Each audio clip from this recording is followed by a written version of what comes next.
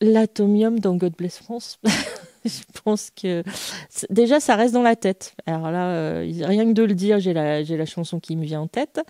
Et puis ça arrivait juste après l'entracte, si je me trompe pas. Donc ça permettait aussi de se remettre dans l'énergie pour la deuxième partie. Et puis elle cadrait tellement bien avec le thème et tout ça.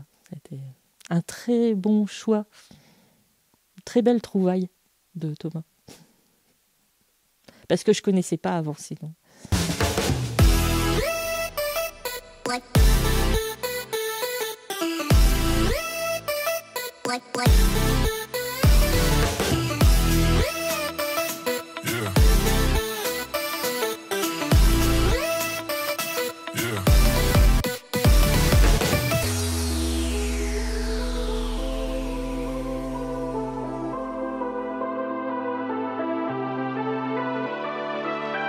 C'est un vrai vaudeville cette pièce, c'est-à-dire on retrouve tous les mécanismes du vaudeville, de la comédie de boulevard. On a les gens qui se cachent dans le placard, on a les courses-poursuites, on a les entrées, les sorties, les gens qui se croisent et tout. C'est quand même une pièce où il n'y a pas un personnage principal, mais il y en a 3. Et qui rentrent, qui sortent, qui sont rarement en scène. Et en fait, c'est vraiment une espèce de mécanique de boulevard. Et du coup, c'est assez plaisant à mettre en scène comme pièce. Avec en plus un côté un peu dessin animé, un peu fou, où j'ai pu me permettre des choses un peu décalées, du type la map monde qui arrive dans le sous. Le personnage de Marie qui est exceptionnel, qui a 22 costumes différents, alors que ça reste le même personnage. J'ai beaucoup aimé le décor de God Bless France. Mais je jouais pas dedans, mais pour le coup... C'était un décor en tissu noir et blanc et voilà, ça donnait quelque chose de très cartoonesque. Enfin, c'était vraiment sympa. Le but de ce décor noir et blanc, c'était d'avoir une espèce de monde un peu classique, pas froid, mais très très rigide, très fermé, très qui ne bouge pas. Et au milieu de ça, cette espèce de balais de personnages plus hauts en couleur les uns que les autres qui sont là et qui gravitent autour de cette pauvre Charlie Carpé qui voit sa journée complètement foutue en l'air. C'est la première fois qu'on avait un décor de ce type-là et puis c'est dans cette pièce-là que j'ai joué pour la première fois avec un accent belge et d'ailleurs j'ai beaucoup aimé. J'ai adoré ce personnage-là, franchement c'était très très sympa. Celui que Fanny a fait, donc Gladys. Avec le petit accent belge, la chopine et tout, ça c'est vraiment resté. La première ministre belge, j'avais dû boire beaucoup d'alcool, on va dire entre guillemets, sur scène. La scène avec Gladys Glandu et KLM. La scène donc où elles sont toutes les deux et où elles partagent la chopine. Et en fait KLM à la fin se retrouve complètement ivre et donc dans la scène suivante elle poursuit de ses ardeurs Benamou. Le combo des deux scènes c'est quand même un moment très très drôle dans la pièce. J'ai un souvenir aussi de moi complètement ivre sur scène. Bien sûr j'étais pas vraiment ivre, hein. En train de courir après Patrick en criant que j'avais envie de lui. C'était assez drôle aussi ça. God Bless France, c'est la première pièce dans laquelle j'ai joué à Bartolo. C'était juste après mon année de barbu. En fait, j'ai terminé l'année de barbu en juillet, alors ça doit être 2017.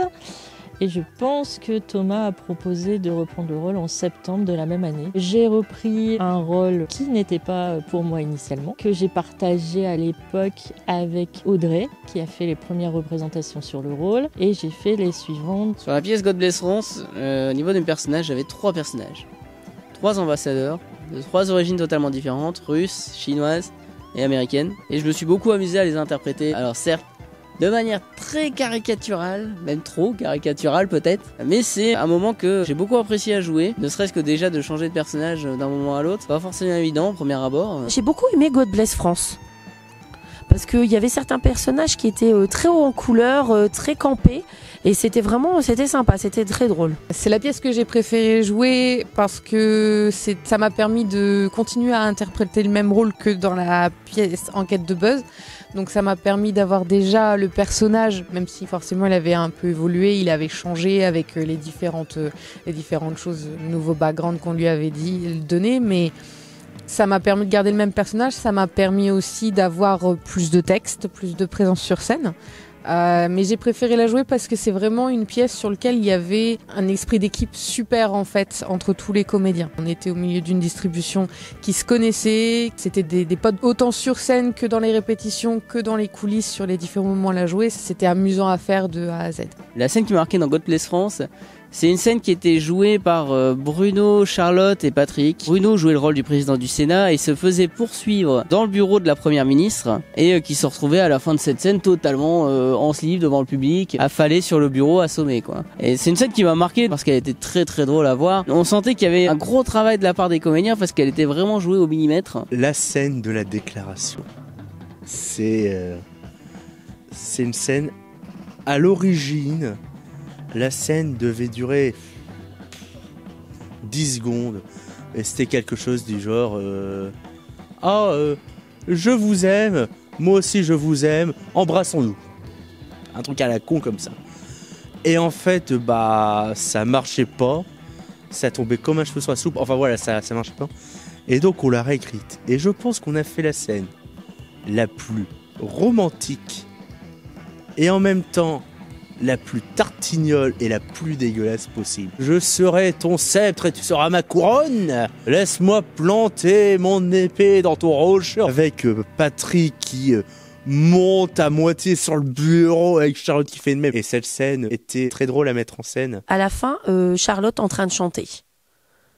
Le texte très engagé, là, voilà, c'était vraiment, on était à fond dedans. God Bless France, la chanson finale, le mode Eurovision, où faire l'ambiance lumineuse avait été très cool, parce qu'il y avait à la fois le côté un peu rococo de l'Eurovision, mais bon, on jouait du rock, donc je voulais quand même un effet un peu avec de la fumée, avec tout ça. Faire ça avec le matériel qu'on avait à disposition, il fallait faire preuve d'imagination, c'était assez marrant. J'avais pensé à plein de trucs, mettre des fly cases et tout, on a fait simple quand même. La fin de God Bless France, c'est du grand n'importe quoi, et je pense que tout le monde l'a pas compris. Mais on voulait, avec Vincent, finir en mode Eurovision. Mais c'est ce qu'on a fait. Et d'ailleurs, c'est annoncé dès le début de la pièce. La pièce commence quand même par Waterloo, donc de ABBA, avec une voix de journaliste.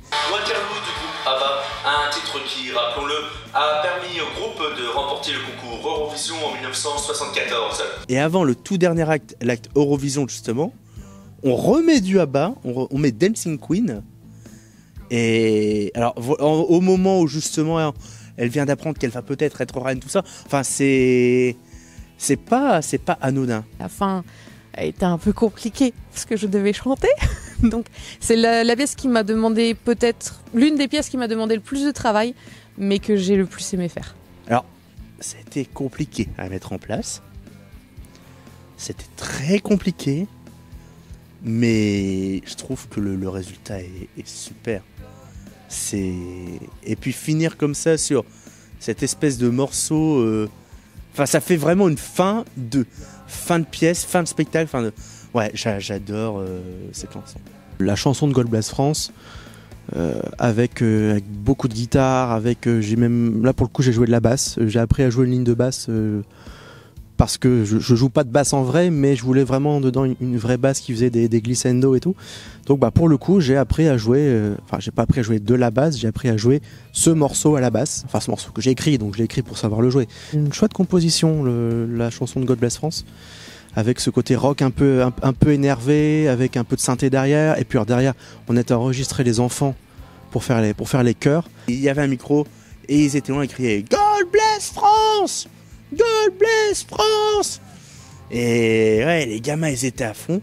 Et du coup après quand ils venaient voir le spectacle, c'était là, oh, c'est nous. Enfin ils étaient tout contents et tout, et ça rend vachement bien. Il y a un petit côté Another Brick in the Wall. Il y avait un côté Pink Floyd, Another Brick in the Wall. Voilà, là pour le coup ça parle vraiment à tout ce que j'aime dans le rock, et j'ai vraiment adoré faire cette chanson. Oui, on est aussi bon que U2, c'est ça, Another Brick in the Wall de U2. Pink Floyd.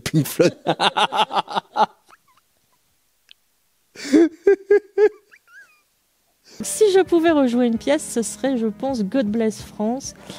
C'est la première dans laquelle j'ai joué dans la compagnie. C'est peut-être ce qui joue un peu dans mon choix. Mais c'est aussi les différents personnages, l'intrigue, le rythme aussi. Voilà, c'était une pièce que j'ai beaucoup appréciée quand je l'ai vue, parce que j'ai eu l'occasion de la voir sans jouer dedans, en plus. Et j'ai eu l'occasion de jouer dedans, donc je l'ai appréciée des deux côtés. Et c'est vrai que j'aimerais bien qu'elle puisse être remontée un jour. God Bless France, c'est une pièce que j'aimerais bien revoir remonter, parce que du début à la fin, elle est drôle. Elle a des beaux morceaux de bravoure, à la fois sur la mise en scène, avec des scènes un peu d'action et tout. Ça devrait être très fun de monter dedans, de jouer dedans. Ça m'amuserait bien de jouer un sénateur d'extrême centre ou je sais plus quoi. Un peu visionnaire la pièce d'ailleurs. C'est clairement une des pièces que j'ai le plus envie de remonter, de rejouer. Je me suis éclaté à monter cette pièce, à jouer. J'ai joué qu'une seule fois dans cette pièce en fait, en dépannage. J'ai pris un pied énorme. Et du coup, c'est vraiment une pièce que j'adorerais remonter.